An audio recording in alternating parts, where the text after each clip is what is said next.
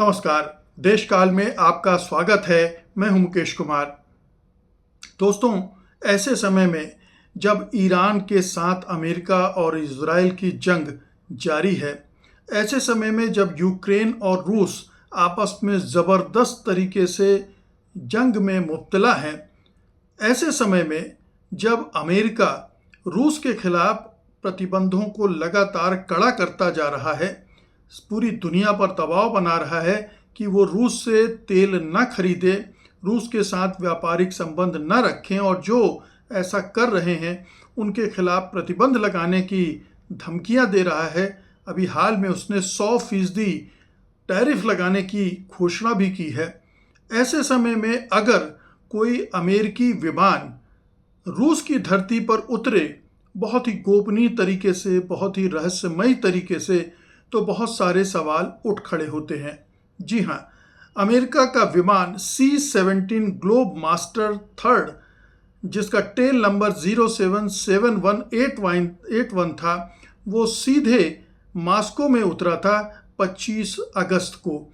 और ये विमान 23 अगस्त को अमेरिका के जायंट बेस एंड्रयूज से उड़ा था, रवाना हुआ था और रीगा पहुंचा था। 25 अगस्त को सुबह रीगा से उसने उड़ान भरी थी और फिर मॉस्को पहुंचा था। और मॉस्को में उसने ये मॉस्को पहुंचने की, इस तरह के विमान की मॉस्को पहुंचने की ये 5 साल में पहली घटना है। इसके पहले जब बाइडेन राष्ट्रपति थे अमेरिका के, तब इसी तरह से एक विमान उड़कर गया था और उस समय ये माना जा रहा था कि ये संदेश लेकर गया था कि पुतिन रूस पर हमला न करें।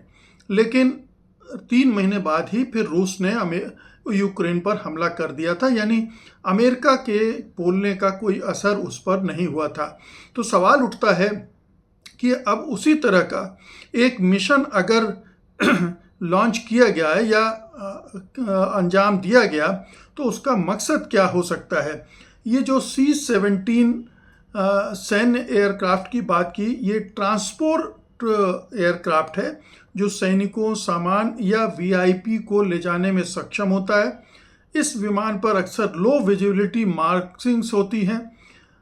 रिपोर्ट में एक और अमेरिकी विमान C-40B VIP ट्रांसपोर्ट भी एंड्रयूज से रीगा गया था और मॉस्को में अमेरिकी डिप्लोमेटिक नंबर वाली मोटर कैट भी देखी गई थी। मतलब ये डिटेल्स मैं इसलिए दे रहा हूँ कि ये कोई ऐसा नहीं था कि छिपी रह गई। निश्चित रूप से गोपनीय तरीके से ये यात्रा हुई थी और रहस्यमयी तरीके से भी हुई, लेकिन ये बात खुलकर सामने आ चुकी है कि ये यात्रा, ये मिशन हुआ था। बाद में ये जानकारी आई मीडिया के सूत्रों के हवाले से कि इस विमान से CIA के डायरेक्टर जॉन रैटक्लिफ मॉस्को में मीटिंग्स के लिए पहुंचे थे और ये उनके CIA डायरेक्टर के रूप में रूस की पहली ज्ञात यात्रा मानी जा रही है। वे पहले से रूसी इंटेलिजेंस के संपर्क में रहे हैं और पहले कैदियों की अदला बदली में भी शामिल रहे हैं। तो ये एक पूरा परिदृश्य बनता है और ये हम सब जानते हैं कि किस बैकग्राउंड में ये सारी चीज़ें हो रही हैं। तो जाहिर है कि अगर ये सब हो रहा था तो क्यों हो रहा था, ये सबसे बड़ा सवाल उठ रहा है कि आखिरकार इस गोपनीय यात्रा का, गुपचुप यात्रा का एजेंडा क्या था। रूस, जाहिर है कि रूस को इस यात्रा के बारे में पहले से जानकारी थी, तभी उसने उसके लिए क्लियरेंस दिया होगा और विमान उनके मॉस्को में उतरा होगा, तो दोनों की सहमति से हुआ होगा।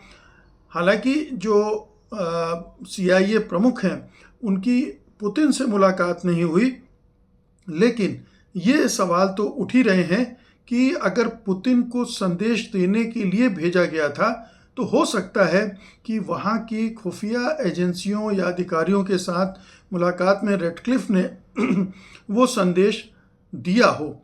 अब क्या क्या चीज़ें इसको लेकर सामने आ रही, इस यात्रा को लेकर, उस पर एक एक करके जाते हैं कि आखिरकार इसका संभावित एजेंडा क्या हो सकता है।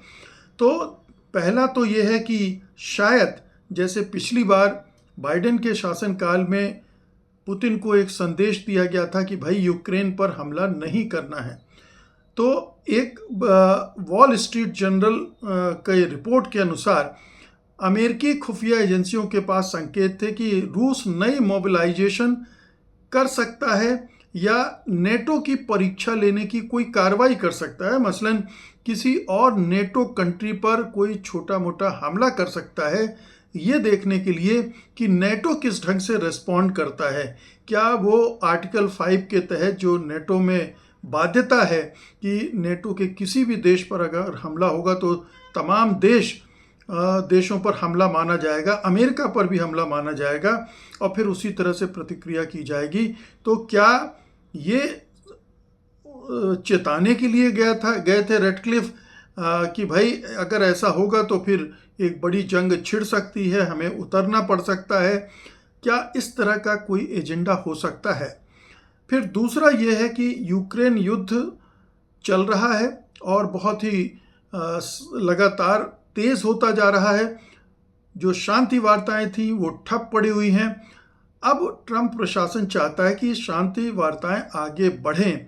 रेडक्लिफ को पिछले साल जो वार्ता हुई थी पुतिन के साथ या रूस के साथ, उसमें वो भी शामिल थे। हालांकि मुख्य शांति दूत नहीं थे, विटकॉफ और कुशनर थे, फिर भी खुफिया स्तर पर दबाव या आकलन के लिए कि क्या संभावनाएं बन सकती हैं बातचीत के लिए, कैसे बातचीत होगी, कहाँ बातचीत होगी, ये सब हो सकता है।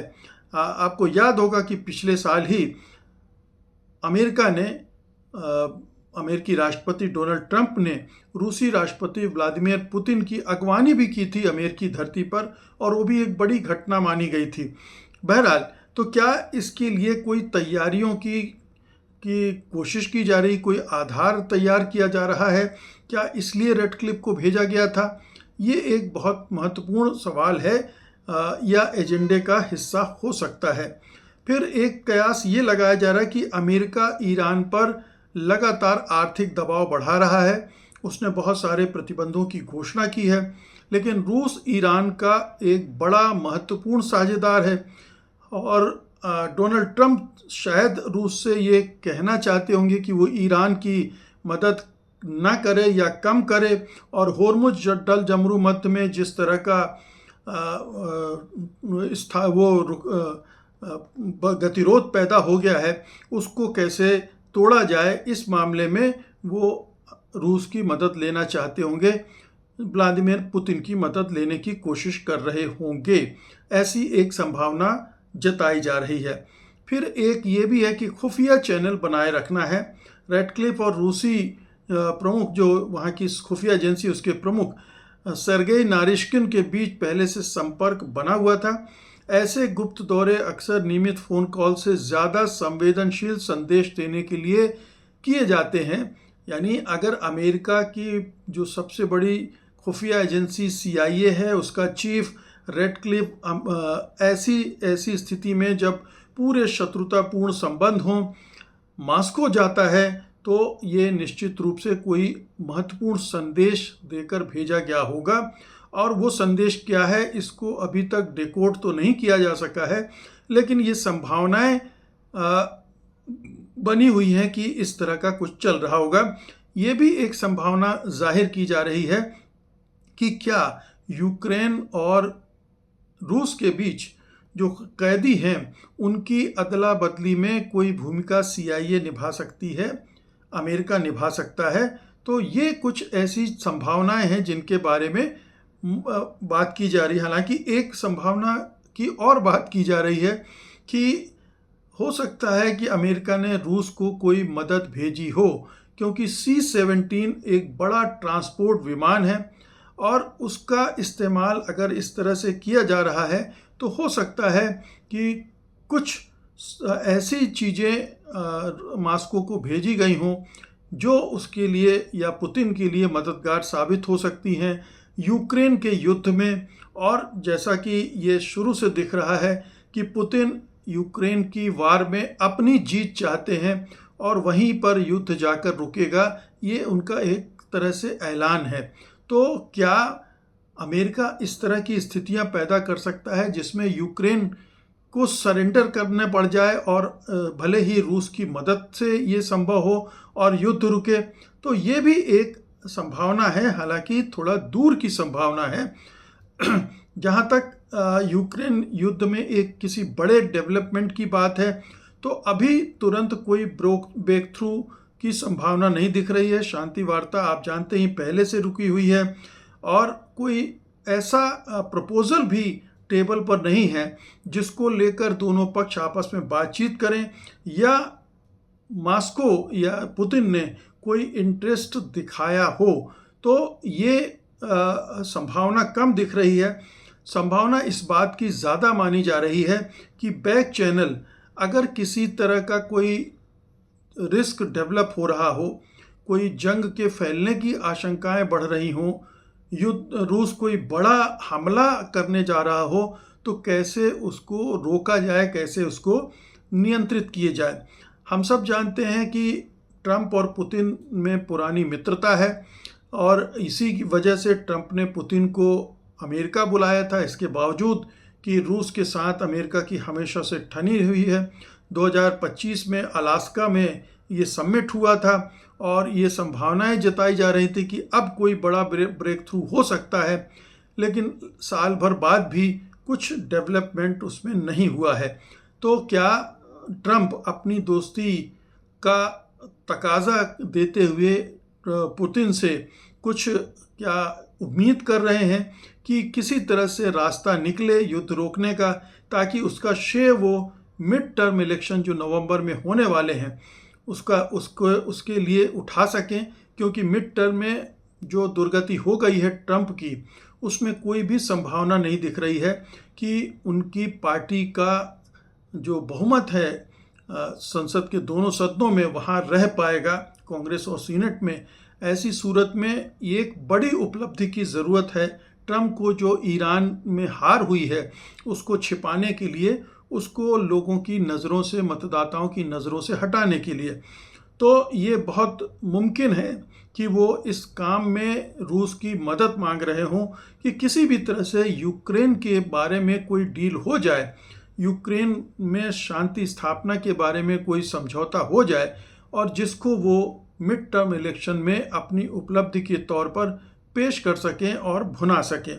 तो ये एक ऐसी संभावना है जिसके बारे में कयास ही लगाया जा सकता है। कोई ठोस इसकी सूचना या जानकारी नहीं है, ये स्पष्ट दिख रहा है। तो कुल मिलाकर कहने का मतलब ये है कि इतनी सारी असाधारण परिस्थितियों में जब ईरान में जंग चल रही हो और ईरान को रूस सपोर्ट कर रहा हो, हर तरह से सपोर्ट कर रहा हो, यूक्रेन से वो युद्ध लड़ रहा हो और यूक्रेन से जो जंग चल रही उसके रुकने के कोई आसार न दिख रहे हों, और ये जो यूरोप की तरफ से बार बार एक हवा खड़ा किया जा रहा है कि रूस जो है वो यूरोप के किसी देश पर, नेटो देश पर हमला कर सकता है, ये हवा भी डरा रहा होगा अमेरिका को कि वैसे ही अमेरिका की हालत पस्त है, अमेरिका परेशान है, क्योंकि उसकी जो हथियार, गोला बारूद हैं, मिसाइल हैं, वो सारा खलास हो गया है एक तरह से पूरा ईरान के वार में, और वो अब एक कोई नई जंग लड़ने की स्थिति में नहीं है। अगर जंग हुई तो ट्रंप की और फजीहत हो सकती है। तो ट्रंप अगर कोई ऐसी संभावित जंग छिड़ने वाली है यूरोप में या रूस इस तरह का कुछ करने वाला, तो उसे रोकने की कोशिश भी हो सकती है। यूक्रेन जंग का कोई समाधान निकल सके तो भी अच्छा है।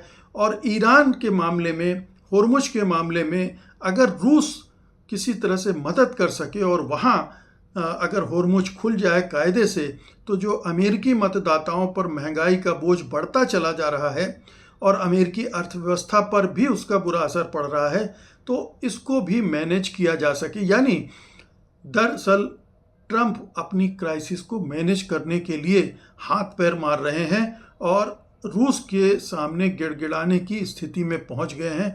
अन्यथा आप सोचिए कि क्या अमेरिका अपने CIA चीफ को एक विशेष विमान के ज़रिए मॉस्को में भेजेगा ऐसी परिस्थितियों में निश्चित रूप से ये ट्रंप की मजबूरी है, अमेरिका की मजबूरी है, जो उसे पुतिन के दरबार में ले जाने के लिए मजबूर कर रहा है। तो आने वाले समय में इसकी परतें और खुलेंगी, कुछ और जानकारियां सामने आएंगी, तब समझ में आएगा कि मामला असल में क्या था, या हो सकता है कि हम कभी ना जान पाएँ कि दरअसल क्या संदेश लेकर गए थे रेडक्लिफ CIA चीफ, और वहाँ मॉस्को ने उन्हें किस तरह से रिस्पॉन्ड किया। बहुत बहुत शुक्रिया आपका, धन्यवाद, नमस्कार।